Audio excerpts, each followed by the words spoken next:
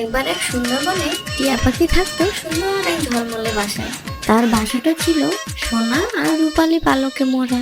টিয়া ভাবতো সেই বনের সবচেয়ে ধনী আর সুন্দর পাখি সে। আমার পালকগুলো কি সুন্দর ঝলমল করছে। এই বনে আমার মতো সুন্দর বাসা আর কারো নেই। এই টুনি, আমার বাসার আশেপাশে ঘোরাঘুরি করবে না তো। তোমার গায়ে ধুলো লাগলে আমার সুন্দর পালক নোংরা হয়ে যাবে। যাও এখান থেকে। টিয়া ভাই, রাগ করছো কেন? আমি তো শুধু একটা খবর দিতে এসেছি।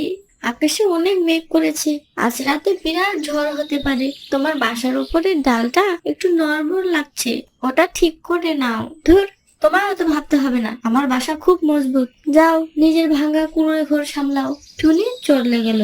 রাত নামলো, কিন্তু ঝড় এলো না। তার বদলে এলো এক দুষ্টু ডাইনি। ডাইনিটা ছিল খুব হিংসুটে। টিয়ার সুন্দর বাসাটা তার খুব পছন্দ হলো। টিয়া, তুই খুব অহংকার করতিস না? আজ দেখ তোর সুন্দর বাসা কেমন ছাই হয়ে যায়।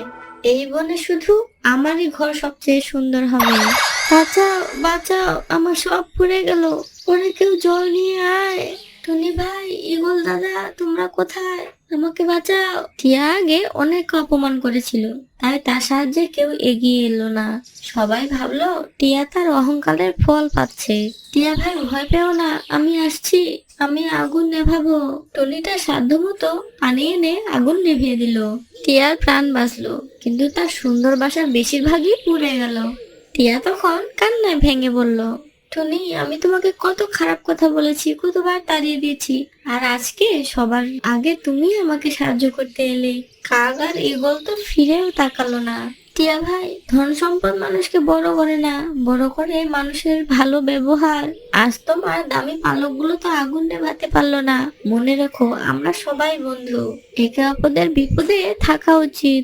টিয়া তার ভুল বুঝতে পারলো, আর তার বাকি থাকা দামি জিনিসগুলো বনের অন্যদেরকে দিয়ে দিল। সে আর টুনি একসাথে মিলেমিশে থাকতে শুরু করলো। টিয়া শিখলো যে অহংকারের প্রাসাদ একদিন ভেঙে পড়ে, কিন্তু ভালোবাসা আর বন্ধুত্ব চিরকাল টিকে থাকে।